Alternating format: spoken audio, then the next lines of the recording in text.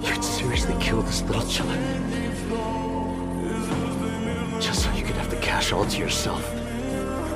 Hand the kid over.